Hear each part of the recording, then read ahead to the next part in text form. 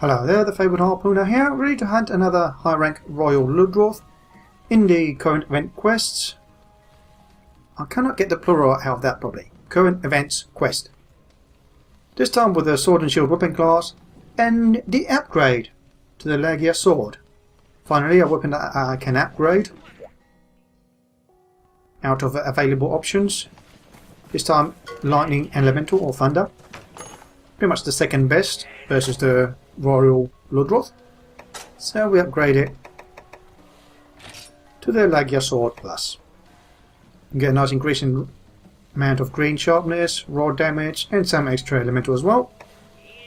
Materials will expend all of my current Lagia horns, some Elder Dragon Blood, that's from the CRDS from way back, and a few Seal Shockers from the, again, the Lagia.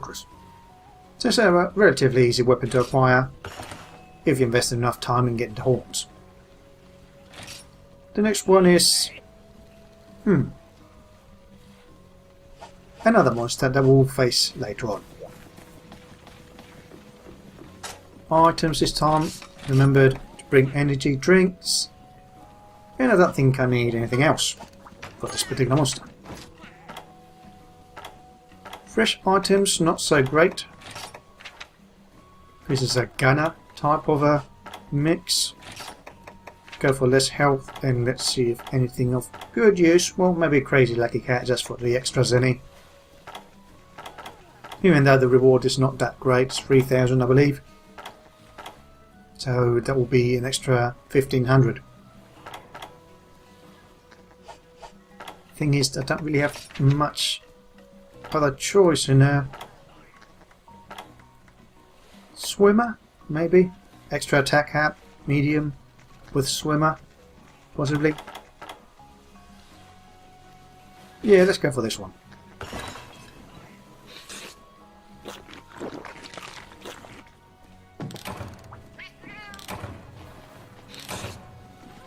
And we get both, nice.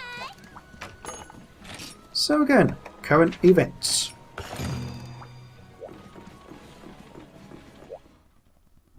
And using the Rogi high rank armor set for the sharpening and sharpness. Again, we start at 11. 7 twice so far. Good thing I have swimmer.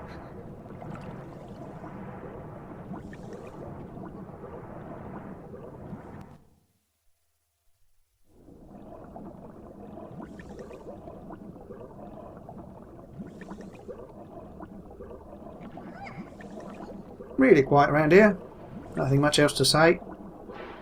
Although, again, since I've been speaking of 4U during these quests, might as well talk about the Sword and Shield in the 4U. We just changed quite nicely. The first leap attack has been changed. It's no longer a leap, but you still dash forward to do it. And it's actually a nice attack to do off a ledge, or up to a ledge, since it allows you to do a jump and then 2 air attacks for potential mount.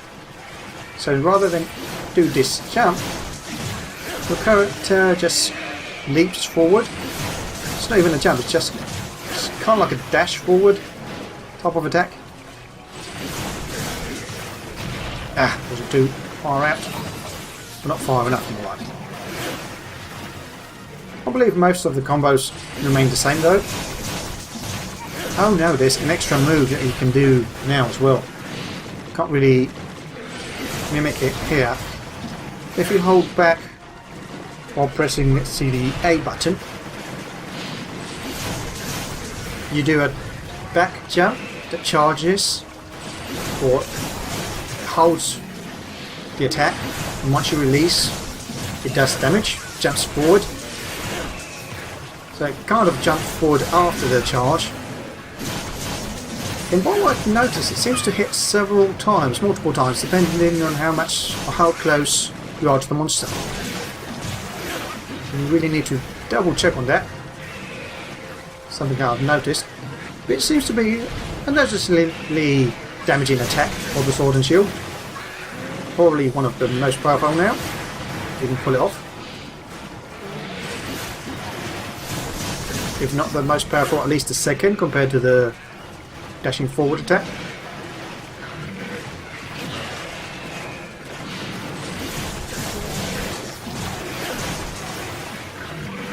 And the rest pretty much remains the same other than those two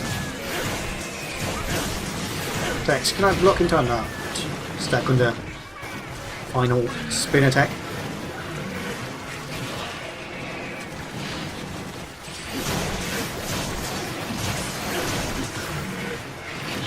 Noticing that this sword and shield has a lot of sparkling sound effects when you're slicing, hacking at it.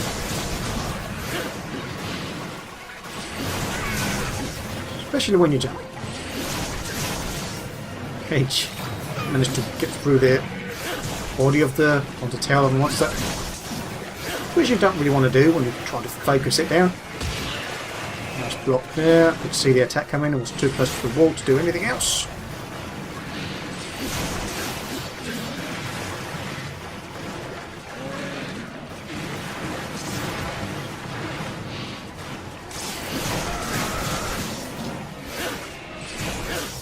And I reached that tail news. But I still got hit by that attack. The coiling attack that it does. Well, I should switch around the camera type that I use if I'm going to be using the lock-on system. Probably have it that one tap just looks forward, double tap is the lock-on. So I have to do this.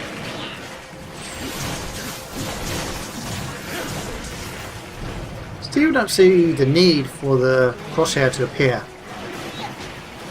I can understand it when there's two copies of the same monster and you can't tell the difference in size because they're too close. So it marks it, but even though it seems a bit hand-holding. Oh my god, I'm reversing words everywhere.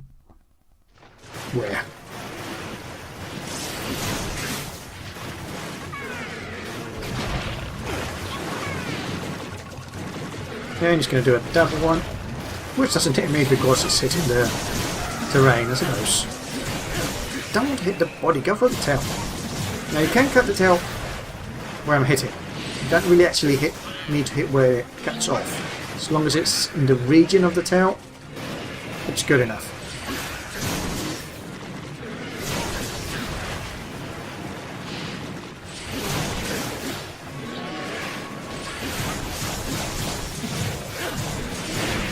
I expected I was going to get hit.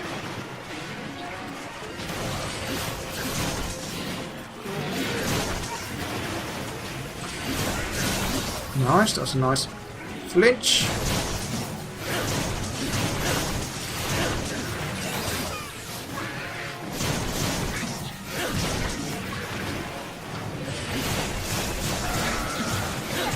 Okay, that was a flinch from the tail, I suppose, so the cut should be close enough. Okay, managed to hit the leg as it turned around and flinched it again. And there's the tail cut. Okay, now we can focus on the crest and the mane if it allows us. Oh, I rolled into that one. Didn't remember the Ludroth having such a wide spit. Okay, while it's doing the dance. Oh boy! That was a bit risky, I suppose. Ah, couldn't lock it in time. And it manages to leap over without hitting.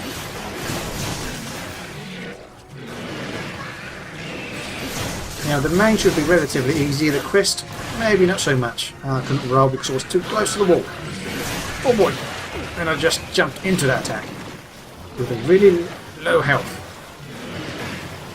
Well, this is a good time to use a max potion, restore a good chunk of health, and maximise it as well.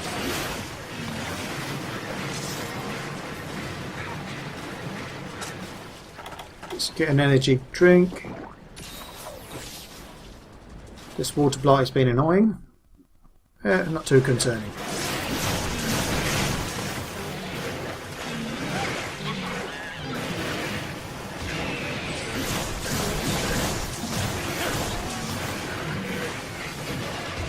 Now I don't mind going for the body, but until the main is broken I'd rather focus the head area.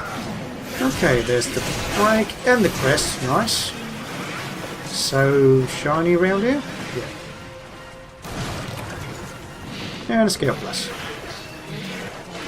And now we can just get stuck in the body and hit it as much as we like. No, wrong time with that dodge. Roll.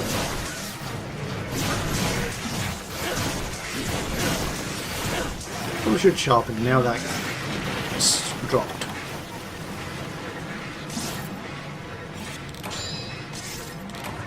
Not limping yet, and it's gone near the water, so this can be a bit problematic.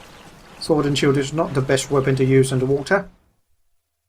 Its combos change too radically, and they don't seem to do that great of a damage compared to its land version, and it's just ignoring us going straight to the water.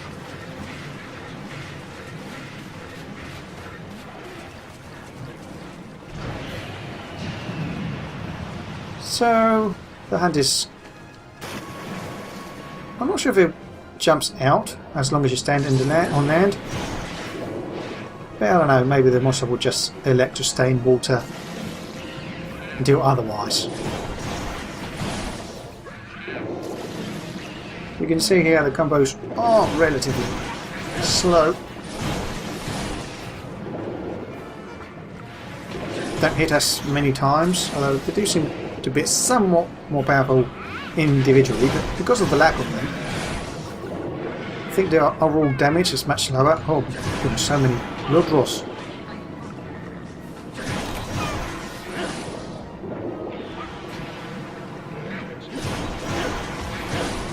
They're almost as bad as Jaggy.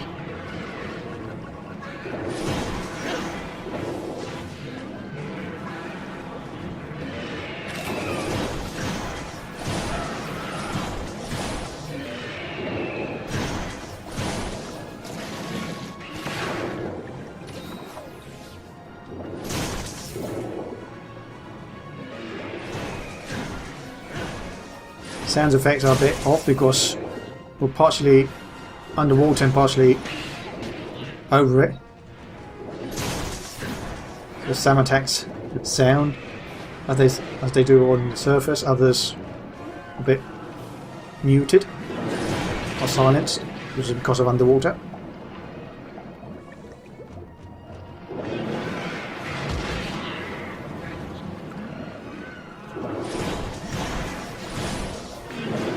I'm guessing if I could exhaust it, it would jump out.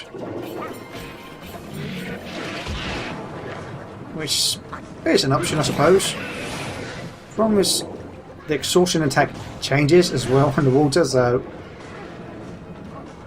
it's just not as effective as on land.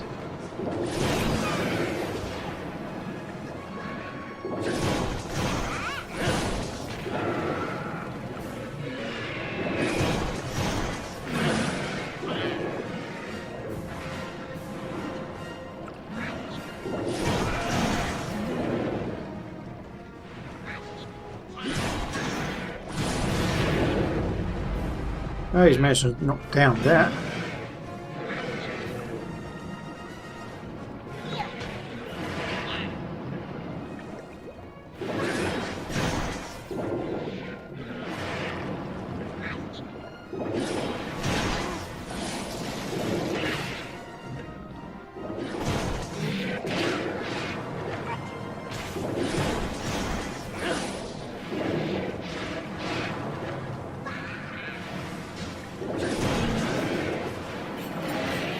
What? No. No hits. So pretty much you want to avoid going into water with this guy. At least for too long.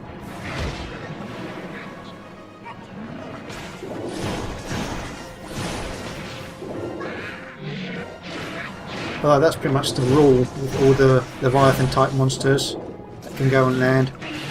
You just want them to stay on land. Still not limping either. Okay, face is getting stuck into the terrain a bit. Not really making much good use of that, using the attacks.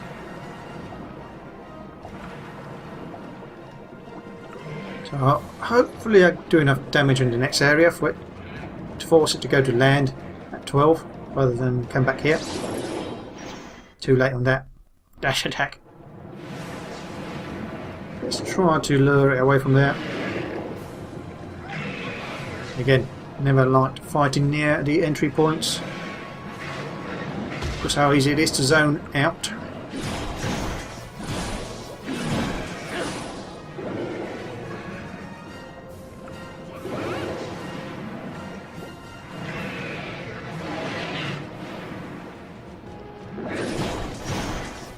So pretty much I can only pull out a 5-hit combo underwater before I need to roll.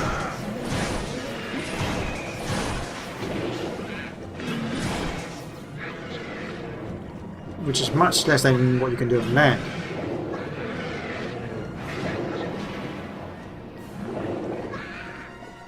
And it is a much slower combo actually. It doesn't feel as fast.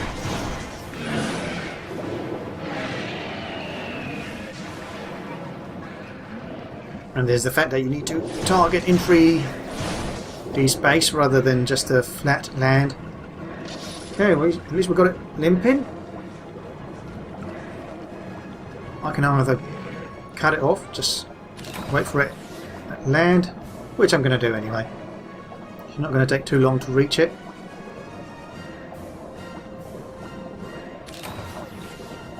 Might just go to 12, clear it out a bit from Ludroth that might hinder the hunt if they like to do so. Let's get rid of him. The music still keeps on going. I'm guessing because it's already here. Yeah, there it is.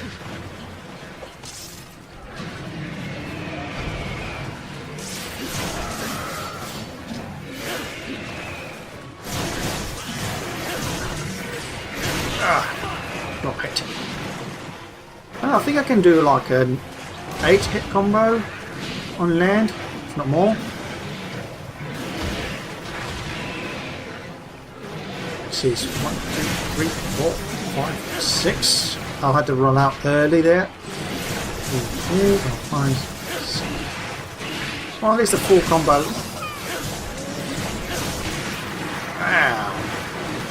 I hate when the hitboxes are that weird.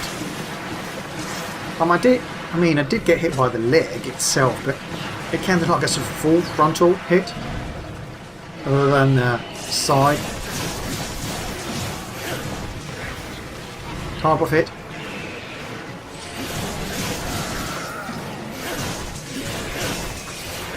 It's about a 9-hit combo if I can pull it off completely, and much faster than underwater, to the point I can actually flinch it nicely and trip it over.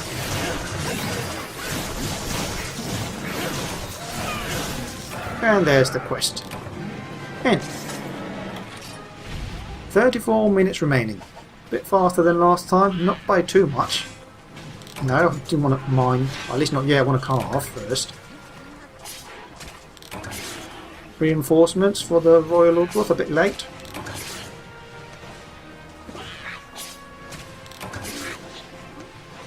So let's mine now that we've got all 3 calves.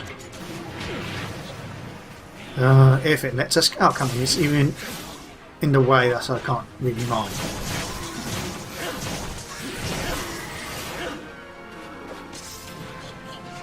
Finally. Let's mine a bit. Just one more hit. Anything worthwhile in the bone pile? Probably not. Regular bones. More bones. And that's about it. Let's check the rewards. See what we get.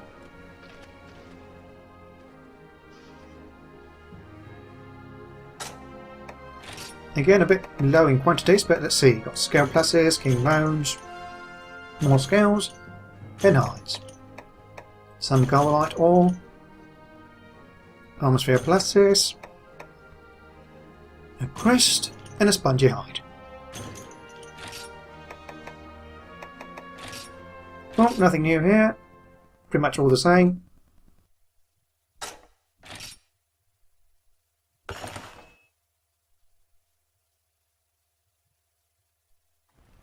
So this has been the Fabled Harpooner hunting a high rank Royal Ludroth in the current events quest with the Sword and Shield weapon class and the Lagia Sword class as the weapon of choice.